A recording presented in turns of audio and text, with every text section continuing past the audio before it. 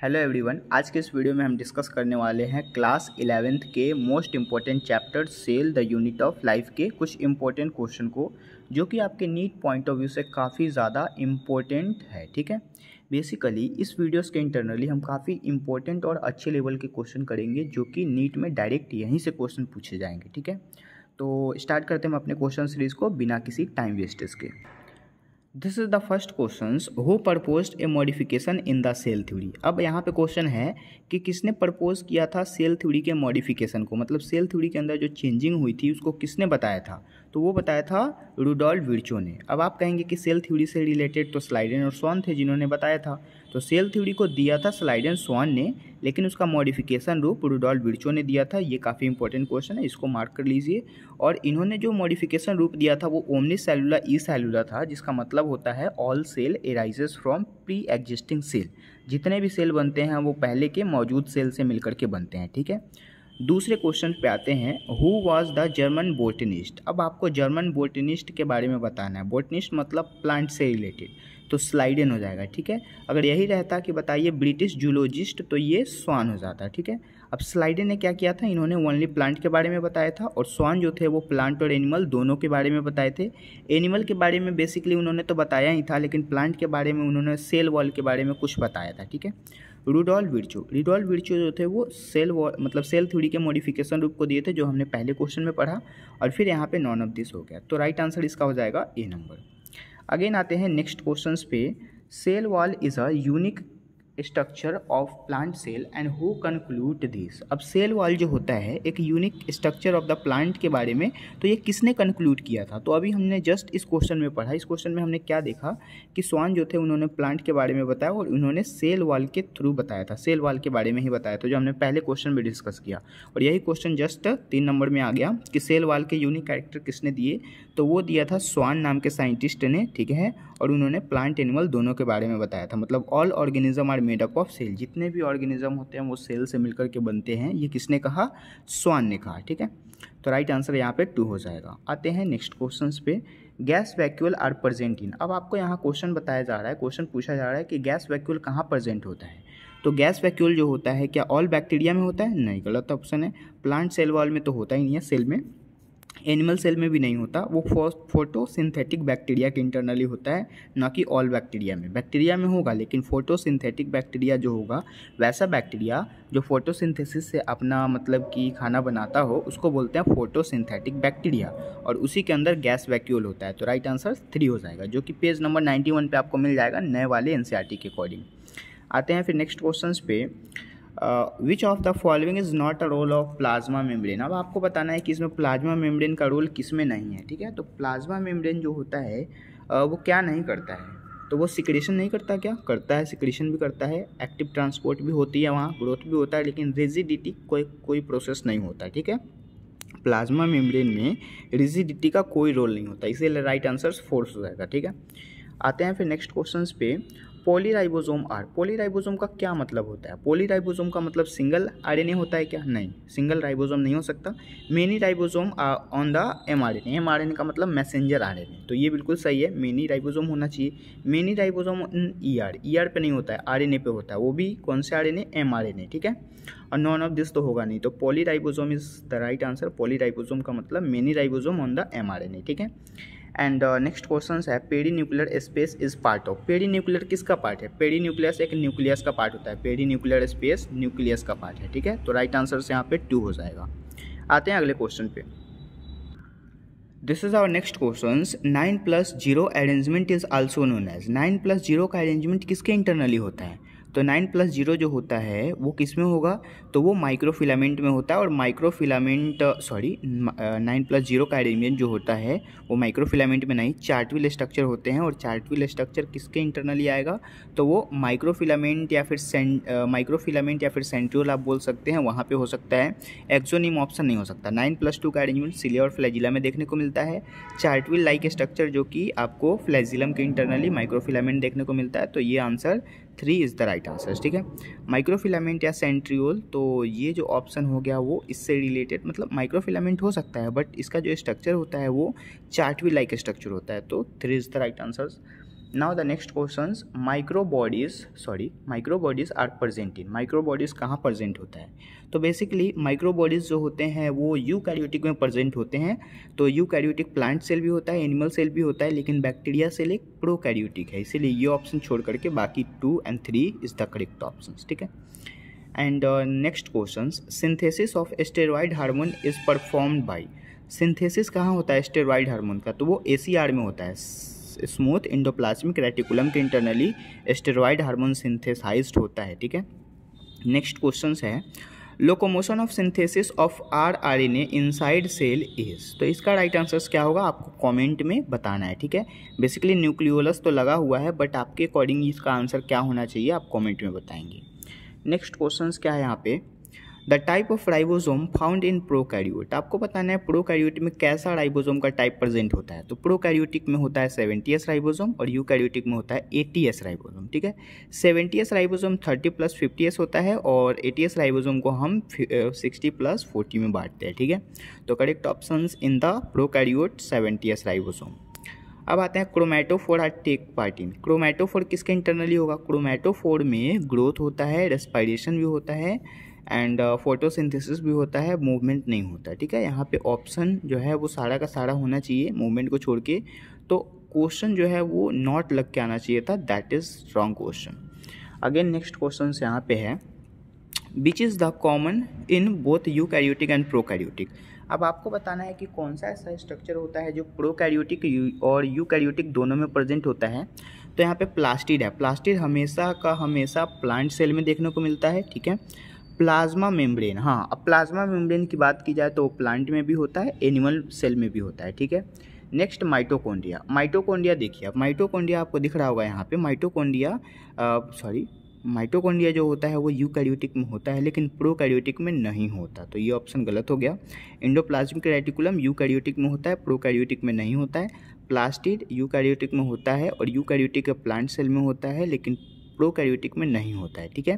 तो ऑप्शन यहाँ पे प्लाज्मा मेम्ब्रेन हो जाएगा जो कि प्रोकैरियोटिक और यूकैरियोटिक दोनों में प्रेजेंट होता है। ठीक है। आते हैं नेक्स्ट क्वेश्चन पे, centriole is present in, centriole कहाँ प्रेजेंट होता है? एनिमल सेल में प्रेजेंट होता है। ठीक है। आपको पहले से ही पता है, प्लांट सेल में तो होगा नहीं और प्रोकैरियोटिक में तो होता नहीं है। नेक्स्ट क्वेश्चन है, animal cell contain another non membrane bound organelles called dash, तो उसको क्या बोलेंगे? उसको सेंट्रोसोम बोला जाता है, जो हेल्प करता है सेल को डिवीजन करने में। अभी आपको cell cycle and cell division पढ़ाया जा रहा है, उसमें आपको सेंट्रोसोम भी पढ़ाया जाएगा। ठीक है। तो करेक्ट ऑप्शन यहाँ पे सेंट्रोसोम हो जाएगा। आते हैं नेक्स्ट क्वेश्चन पे। Again the next question, depending on the dash membrane, मतलब कि protein can be classified into integral and peripheral protein. आपको जो है पेरिफेरल प्रोटीन और इंटीग्रल प्रोटीन के बारे में बताया गया था, तो उसके अंदर आपको बताना है ills of the extraction. Ills of the extraction जो है वो पहले के सिलेबस में था, अभी के सिलेबस में वो हट चुका है, इसलिए आपको बताया नहीं गया हो। इसका राइट आंसर ए हो जाएगा। ठीक है। अगेन आते हैं नेक्स्ट क्वेश्चन पे, विच इज़ मिसमैच पेयर, आपको मिसमैचिंग पेयर बताना है। ठीक है। मतलब कौन सा गलत पेयर किया गया है। तो कैप्सूल जो होता है वो थिक होता है और थॉट होता है ग्लाइकोकैलिक्स में, सही बात है। स्लाइम लेयर लूज ग्लाइकोकैलिक्स होते हैं। पिल्ली जो होता है वो नॉन मोटाइल होता है, तो यहाँ मोटिलिटी ऑर्गन गलत ऑप्शन हो गया। बैक्टीरियल सेल मोटाइल और नॉन मोटाइल, तो यहाँ पे ऑप्शन गलत ये हो गया। ठीक है। आते हैं नेक्स्ट क्वेश्चन पे, a major site for synthesis of lipid, lipid के सिंथेसिस मतलब कि ACR। ठीक है। Smooth endoplasmic reticulum. और वही अगर मैं पूछूँ कोई प्रोटीन का सिंथेसिस तो RER हो जाएगा। ठीक है। Rough endoplasmic reticulum. Again next question फिर यहाँ पे कहा जा रहा है, the endoplasmic reticulum bearing dash on the surface is called rough endoplasmic reticulum. तो ये जो एंडोप्लाज्मिक रेटिकुलम होता है वहाँ पे क्या होता है, राइबोसोम बियर करते हैं, तभी जाकर के क्या होगा, प्रोटीन का सिंथेसिस होगा और प्रोटीन का सिंथेसिस रफ एंडोप्लाज्मिक रेटिकुलम में होता है। तो correct option is 3। And the next question, endomembrane system, endomembrane system में क्या क्या होंगे? इंडोमेम्ब्रेन सिस्टम मेम्ब्रेन बाउंड भी होता है। ठीक है। उसके बाद फिर यहाँ पे ऑप्शन है वर्क इन द कोऑर्डिनेटेड, सही बात है, वो कोऑर्डिनेटेड काम भी करता है। Does not work in coordinated option, अब ये कोऑर्डिनेट हमने पढ़ लिया तो डज नॉट वाला तो गलत हो गया ना, तो ऑप्शन A एंड 2, मतलब कि 4th is the correct option, both 1 and 2।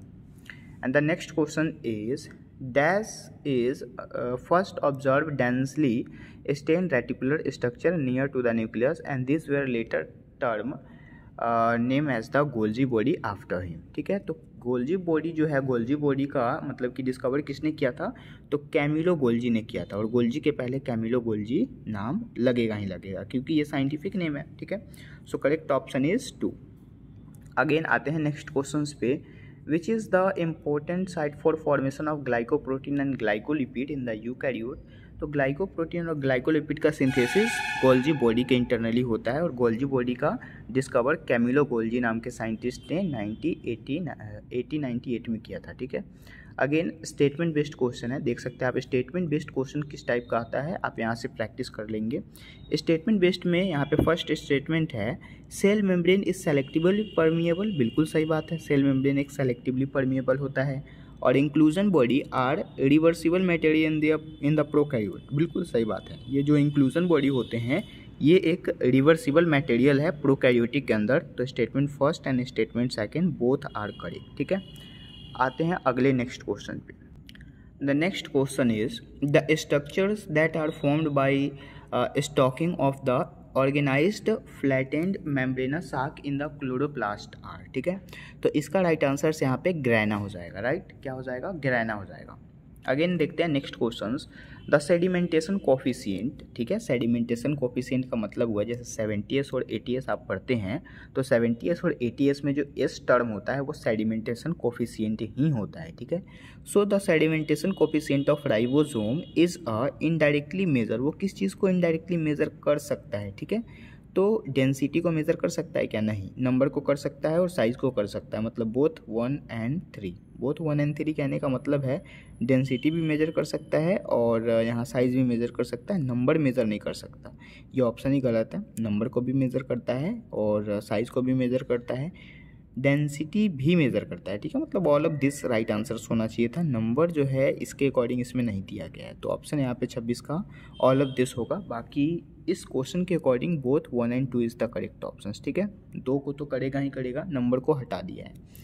अब आते हैं नेक्स्ट क्वेश्चन पे, select the correct statement regarding the plasma membrane. आपको प्लाज्मा मेम्ब्रेन के रिगार्डिंग 2 स्टेटमेंट है, दोनों स्टेटमेंट को देखना है कि सही है कि गलत। ठीक है, तो फर्स्ट स्टेटमेंट है ratio of protein and lipid variously considerable in the different cell type. Protein और लिपिड का आपको बताना है कि क्या वो जो मतलब कि उसका जो भी परसेंटेज है क्या वो सही मात्रा में है, तो बिल्कुल सही ऑप्शन है, बिल्कुल सही है। डिफरेंट सेल के टाइप में वो अलग अलग नहीं होते, सेम ही टाइप में उनका परसेंटेज होता है।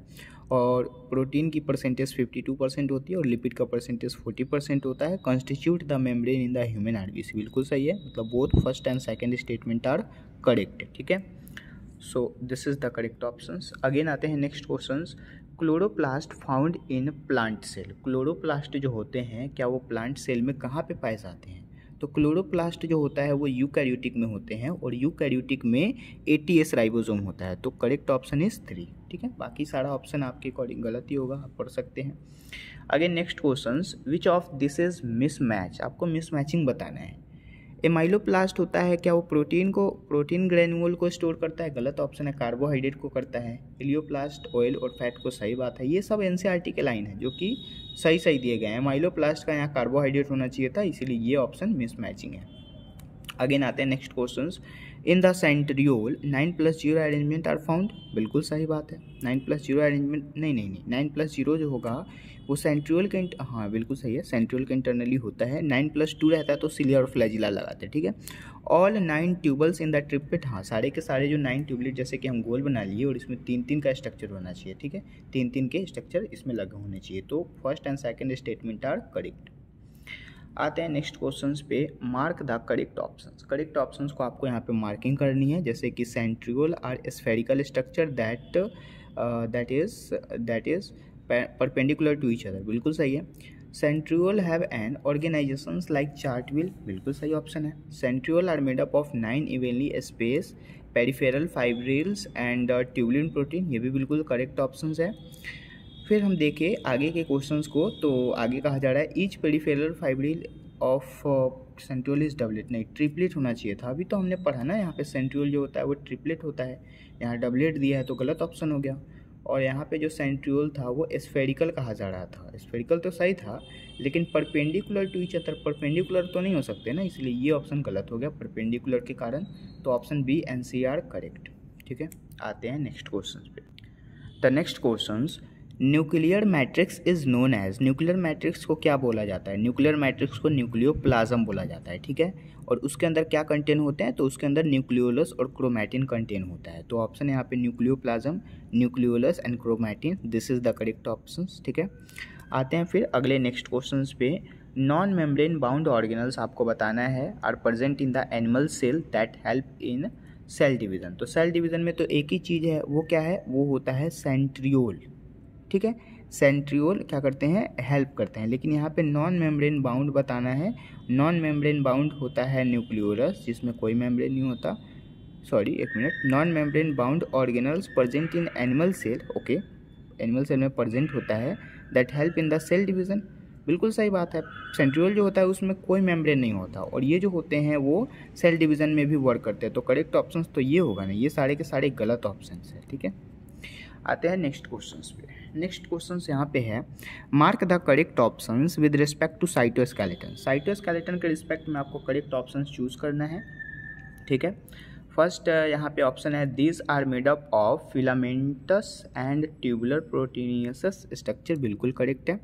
And involve in many functions such as mechanical support and motility, ये भी बिल्कुल सही है, मतलब बोथ स्टेटमेंट आर करेक्ट। ठीक है, again next question, microbodies are, microbodies कैसे होते हैं? क्या वो डबल मेम्ब्रेन होते हैं, वो सिंगल मेम्ब्रेन होते हैं, मेम्ब्रेन लेस होते हैं, या फिर कोई कुछ डिटरमिन नहीं कर सकते हम? तो माइक्रोबॉडीज एक सिंगल मेम्ब्रेन स्ट्रक्चर है। ठीक है, so this is the correct options. Again आते हैं नेक्स्ट क्वेश्चन पे, membrane of the vacuole is known as, vacuole के अंदर में एक मेम्ब्रेन होता है जिसको हम टोनोप्लास्ट के नाम से जानते हैं। ठीक है, तो करेक्ट ऑप्शन यहाँ पे क्या हो जाएगा? टोनोप्लास्ट हो जाएगा। Again the next question is, single membrane bound organelle, single membrane bound organelle किस में होंगे? तो माइटोकॉन्ड्रिया तो भाई डबल मेम्ब्रेन होता है, न्यूक्लियस और राइबोसोम इन सब में डबल मेम्ब्रेन होता है, लेकिन लाइसोसोम एक ऐसा ऑर्गेनल्स है जिसमें सिंगल मेम्ब्रेन बाउंड ऑर्गेनल्स होता है। तो this is the correct options. Again देखिए हम, तो which of the following can be digested by hydrolytic enzyme? तो हाइड्रोलिटिक एंजाइम में प्रोटीन, कार्बोहाइड्रेट, लिपिड सब होता है, तीनों का तीनों होता है। तो all of this is the correct options. Again hydrolytic enzyme are activated at dash pH, उसका pH एसिडिक होता है। ठीक है, तो correct option is this. Find out odd with respect to लाइबोसोमल enzyme, तो आपको ऑप्शन गलत चूज करना है। ठीक है, कि लाइसोसोमल एंजाइम के इंटरनली कौन सा गलत ऑप्शन है? तो उसमें लाइपेज होता है, कार्बोहाइड्रेट भी होते हैं, प्रोटीनियस भी ये होता ही है, लेकिन नॉन ऑफ दिस। तो मतलब सारा का सारा सही ऑप्शन है, तो गलत एक भी नहीं है, इसलिए नॉन ऑफ दिस। ठीक है, आते हैं आगे नेक्स्ट क्वेश्चन पे। The next questions, what is the network of tiny tubular structure excreted in the cytoplasm as seen from electron microscope? तो इलेक्ट्रॉन माइक्रोस्कोप से हम किसे क्या कर सकते हैं? एक नेटवर्क टाइप का देख सकते हैं। तो नेटवर्क टाइप होता है इंडोप्लाज्मिक रेटिकुलम। ठीक है, तो this is the correct options. बाकी नेटवर्क टाइप के ये सब नहीं होते हैं, बाकी हमने आपको क्लास में ये सब पढ़ाया ही है बहुत ही अच्छे से कंसेप्चुअल वे में। अगेन आते हैं नेक्स्ट क्वेश्चंस पे, contractile vacuole is found in, contractile vacuole कहाँ पाया जाता है? तो कॉन्ट्रैक्टाइल वैक्यूल अमीबा में पाया जाता है। ठीक है, न कि बैक्टीरियल सेल या फिर यहाँ पे प्लांट सेल। ठीक है, मतलब करेक्ट ऑप्शन यहाँ पे क्या हो जाएगा? अमीबा हो जाएगा। आगे आते हैं फिर नेक्स्ट क्वेश्चंस पे, मैच द फॉलोइंग। यहाँ पे फर्स्ट ऑप्शंस में है जॉर्ज पिलार्डे, फ्लेमिंग, ल्यूवेनहुक और रॉबर्ट ब्राउन। ठीक है, तो जॉर्ज पिलार्डे जो होते हैं इन्होंने मतलब कि राइबोसोम का खोज किया था, फ्लेमिंग जो थे वो उन्होंने क्रोमैटिन का खोज किया था, ल्यूवेनहुक ने लिविंग सेल का खोज किया था, और रॉबर्ट ब्राउन ने न्यूक्लियस का खोज किया था। मतलब कि 1 का C, 2 का A, 3 का D और 4 का B। This is the correct option, जो कि काफ़ी ज़्यादा इंपॉर्टेंट क्वेश्चन है। आगे नेक्स्ट क्वेश्चन फिर यहाँ पे असर्शन और रीजन का है। असर्शन कहा जा रहा है, the content of the nucleolus is continuously with the rest of the nucleoplasm, this is correct option. यहाँ पे कंटेंट बताना है न्यूक्लियोलस का, जो कि continuously with the rest of the nucleoplasm, मतलब कि यहाँ पे न्यूक्लियोप्लाज्म के रेस्टिंग में होता है। तो this is correct option. Reason इसी का कहा जा रहा है, nucleolus is not a membrane bound structure, nucleolus क्या मेम्ब्रेन बाउंड स्ट्रक्चर नहीं होता? बिल्कुल सही ऑप्शंस कही जा रही है, मतलब assertion and reason both are correct, और assertion is correct explanation of reason, this is the correct option. ठीक है, अगेन हम नेक्स्ट क्वेश्चन फिर देखें, which of the following organelles is not a membraneless, इनमें से कौन सा मेम्ब्रेनलेस नहीं है। ठीक है, तो मेम्ब्रेनलेस कहने का मतलब मेम्ब्रेन जिस पे ना हो उसी को आपको, मतलब कि जिस पे मेम्ब्रेन ना हो उसको चूज़ करना है। तो क्या लाइसोसोम में मेम्ब्रेन नहीं होता, लाइसोसोम के इंटरनली मेम्ब्रेन नहीं होता है। ठीक है, सेंट्रोल में होता है, न्यूक्लियोलस में होता है, राइबोसोम में भी होता है और डबल मेम्ब्रेन होता है, लेकिन लाइसोसोम में नहीं होता है। यही क्वेश्चन हमने पहले भी पढ़ा था। ठीक है, लाइसोसोम के इंटरनली मेम्ब्रेन बाउंड ऑर्गेनल मतलब कि मेम्ब्रेन लेस नहीं होता। ठीक है, मेम्ब्रेन होना चाहिए था, मेम्ब्रेन लेस नहीं होना चाहिए था। ठीक है, तो this is the correct options. Again आते हैं next questions, which of the following is not a present in the prokaryote, prokaryotic में इनमें से कौन सा प्रेजेंट नहीं होता है। तो प्रोकैरियोट में 70s राइबोसोम होता है, बिल्कुल सही ऑप्शन है। सर्कुलर डबल स्ट्रैंड डीएनए होता है, बिल्कुल सही है। Evolve genetic material, genetic material इसमें नहीं होता है, पिता के गुण इसमें नहीं आते। और मेम्ब्रेन बाउंड ऑर्गेनल्स क्या ये होते हैं, नहीं, कोई मेम्ब्रेन इसमें नहीं होता है। तो बोथ ए एंड डी, ए और डी दोनों का दोनों करेक्ट हो जाएगा। ठीक है, अगेन आते हैं नेक्स्ट क्वेश्चंस पे। Again the next questions, the fluid nature of membrane is important from the point of view the functions, function आपको बताने हैं। Cell growth and cell division, क्या ये जो मतलब कि फ्लूइड होता है in the nature membrane is important, मतलब कि ये जो मेम्ब्रेन होते हैं क्या वो सेल ग्रोथ करते हैं और सेल डिवीज़न करते हैं, बिल्कुल सही ऑप्शन है। अगर सेल ग्रोथ नहीं करेंगे या फिर सेल का डिवीज़न नहीं करेंगे तो फिर आगे वो जो सेल है वो बड़ा होकर के डबल कैसे होगा, इसीलिए यहाँ पे सेल ग्रोथ बहुत इंपॉर्टेंट है और सेल का डिवीज़न होना। फॉर्मेशन ऑफ इंटरसेलुलर जंक्शन, बिल्कुल सही है, अंदर में जो होता है वो इंटरसेलुलर जंक्शन फॉर्मेट भी होते हैं, बनते भी हैं। और सिक्रीशन और इंडोसाइटोसिस भी होता है, मतलब ये तीनों का तीनों प्रोसेस सही है, बिल्कुल all of this is the correct options. Again next question हम देखें, हाइड्रोलिटिक एंजाइम आर एबंडेंटली, ठीक है, abundantly found in which of the organelles. ठीक है, तो हाइड्रोलिटिक एंजाइम लाइसोसोम के इंटरनली होता है और ये एसिडिक होता है, तो correct option is 2। Again next questions, due to dash nature of lipid the protein show dash movement, तो मतलब किसके इंटरनली लिपिड शो होता है, क्वासी फ्लूइड। ठीक है, मतलब कि क्वासी फ्लूइड जो होते हैं लिपिड क्वासी फ्लूइड होते हैं और वो कैसा मतलब कि मूवमेंट शो करते हैं, तो लैटरल मूवमेंट शो करते हैं, this is the correct options. Again next questions, according to fluid mosaic model the plasma membrane is composed of phospholipid, extrinsic, ठीक है, एंड इंट्रेंसिक प्रोटीन, तीन चीज़ों से मिलकर के बना होता है फ्लूइड मोजाइक मॉडल। फ्लूइडिटी वहाँ पे आता है, क्वासी फ्लूइड बोला जाता है, तो फॉस्फोलिपिड, इंट्रेंसिक और एक्सट्रिंसिक प्रोटीन। ठीक है, so correct option is this. Again आते हैं, match the correct options by regarding for the Golgi body, तो गोल्जी बॉडी के रिगार्डिंग क्या Golgi body densely Stanley reticular structure होते हैं, बिल्कुल सही ऑप्शन है। Varied number of the cisternae, cisternae क्या गोल्जी बॉडी में आता है, बिल्कुल सही ऑप्शन है। और सिस्टर्नी जो होते हैं वो कॉन्सेंट्रिकली देखा जाए तो न्यूक्लियस के जस्ट बगल में होता है, तो आपको पता ही है कि गोल्जी बॉडी न्यूक्लियस के चारों तरफ पाया जाता है। ठीक है, so correct option is all of this. Again lysosome synthesize in the Golgi body, lysosome क्या गोल्जी बॉडी में सिंथेसाइज होता है, तो बिल्कुल सही ऑप्शन कही जा रही है, गोल्जी बॉडी लाइसोसोम में ही सिंथेसाइज होता है। अगेन हम नेक्स्ट क्वेश्चंस की बात करें यहाँ पे, तो नेक्स्ट क्वेश्चंस देखिए यहाँ पे क्या कहा जा रहा है, नेक्स्ट क्वेश्चंस कहा जा रहा है match the column and identify the correct options. ठीक है, आपको कॉलम देखना है और यहाँ पे करेक्ट ऑप्शंस को आइडेंटिफाई करना है। ठीक, तो यहाँ पे करेक्ट ऑप्शंस में थाइलाक्वाइड है, सिस्टर्नी है, क्रिस्टे, सिस्टर्नी एंड क्रोमैटिन। तो सबसे पहले अभी हमने जस्ट किस में पढ़ा, गोल्जी बॉडी में पढ़ा कि गोल्जी बॉडी के इंटरनली क्या होता है, सिस्टर्नी होता है, तो सिस्टर्नी ऑप्शन से गोल्जी बॉडी को मिला देंगे। गोल्जी बॉडी का ही दूसरा नाम गोल्जी अपैरटस होता है, disc shape sac in the Golgi apparatus, this is the correct option. तो यहाँ पे 3 का ए हो जाएगा। अब जैसे 3 का ए हम मिलाए तो यहाँ एक ऑप्शन है, दूसरा एक और ऑप्शन है। आगे फिर हम बढ़ेंगे, थाइलाक्वाइड कहाँ होता है, थाइलाक्वाइड स्ट्रोमा के इंटरनली होता है। ठीक है, और या फिर उसको छोड़िए, क्रिस्टे को देख लीजिए, क्रिस्टे जो होता है वो इनफोल्डिंग इन द माइटोकॉन्ड्रिया में होता है, तो क्रिस्टे का यहाँ 4 हो जाएगा, मतलब कि 2 का 4, 2 का यहाँ 4 एक है और ये वाला है 3, तो 4 और 3 में 4 आंसर सही होगा और 3 का 1 आंसर सही है, बाकी ये करेक्ट ऑप्शन हो गए। ठीक है, मतलब थाइलाक्वाइड का यहाँ स्टोमा मिला देंगे, क्रोमैटिन का क्या मिला देंगे, क्रोमैटिन का यहाँ पे condensed structure of the DNA, DNA के इंटरनली क्रोमैटिन होता है, तो करेक्ट ऑप्शन 1 हो जाएगा। अगेन फिर next questions, match the following columns. आपको मैचिंग करना है, मतलब कि समझिए कि ये एनसीईआरटी का सबसे लास्ट पॉइंट है, सबसे लास्ट पार्ट है जो जहाँ से क्वेश्चन पूछे जाते हैं। जैसे मेटासेंट्रिक, सब metacentric chromosome, acrocentric chromosome, telocentric chromosome. तो मेटासेंट्रिक क्रोमोजोम जो होते हैं ना, वो कैसे होते हैं? मेटासेंट्रिक क्रोमोजोम सेंट्रोमेयर में होते हैं और सेंट्रोमेयर के मिडिल में होते हैं। सब मेटासेंट्रिक देखा जाए तो वो slightly away from the middle, slightly away, थोड़े से नीचे होते हैं।